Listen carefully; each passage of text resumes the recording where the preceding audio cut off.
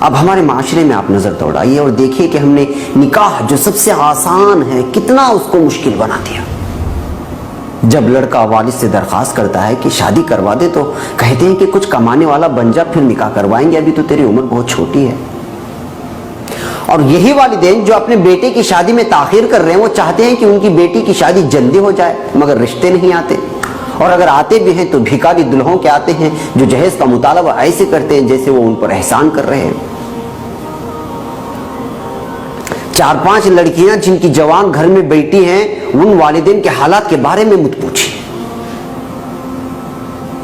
شریعت صاف طور پر کہتی ہے کہ بالغ ہو جاؤ تو نکاح کرو، ہاں البتہ لڑکی کے پاس اتنی رقم ضرور ہو کہ وہ اپنی بیوی کا حق مہر ادا کر سکے۔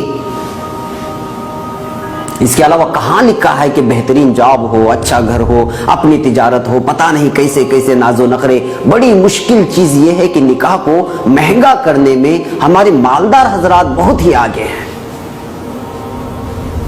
مسجد کے سائے میں بیٹھ کر قاضی شہر کے سامنے حق مہر کی ادائیگی اور اپنے رشتہ داروں کے ولیمے کے ساتھ نکاح مکمل ہو جاتا ہے۔ مگر یہاں کس طرح کے رسم و رواج، کس قسم کی فضول خرچی دیکھیے آپ۔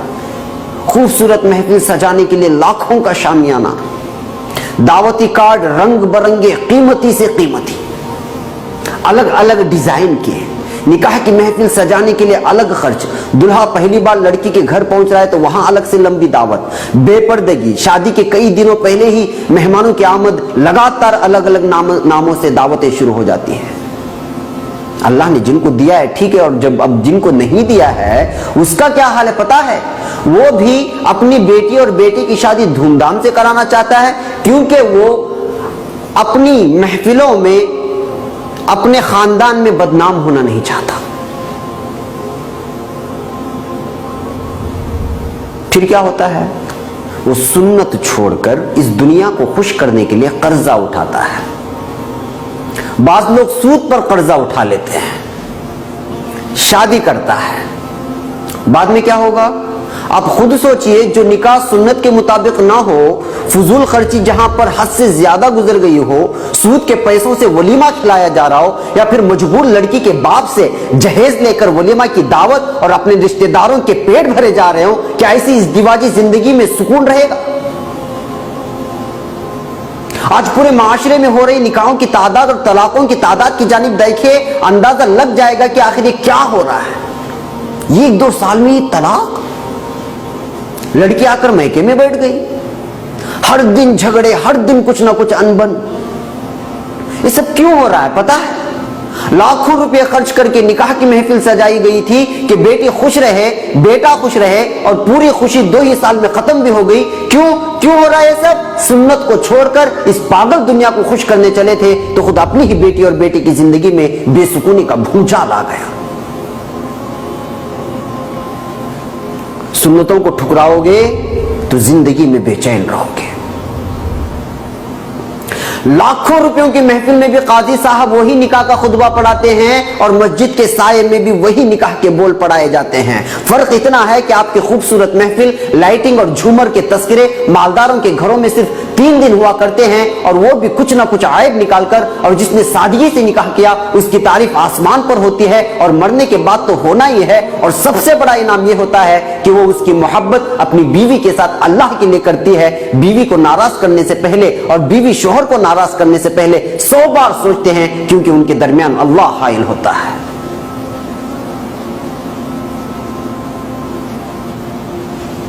عجیب عجیب بہانے ہیں نکاح نہ کرنے کے اور نہ کروانے کے، الگ شہروں کے الگ الگ مسئلے۔ بیٹا والدین سے کہہ رہا ہے کہ شادی کروائیے، مگر ماننے کو تیار نہیں۔ ایک لڑکا سعودی دبئی سے آتا ہے، اس بار نکاح کر کے جائیں گے، 2-3 ماہ شہر میں رہتا ہے مگر لڑکی نہیں ملتی۔ لو جی کر لو بات۔ آخر دلہن کو پسند کرنے کا معیار ہم نے کیا بنا رکھا ہے؟ شریعت کہتی ہے کہ بااخلاق بہترین سیرت والی کو پہلے ترجیح دی جائے۔ یہاں سب سے پہلے خوبصورتی دیکھی جاتی ہے، پھر مالداری، بعد میں حسب نسب، اور آخر میں نمبر آتا ہے اخلاق اور کردار کا۔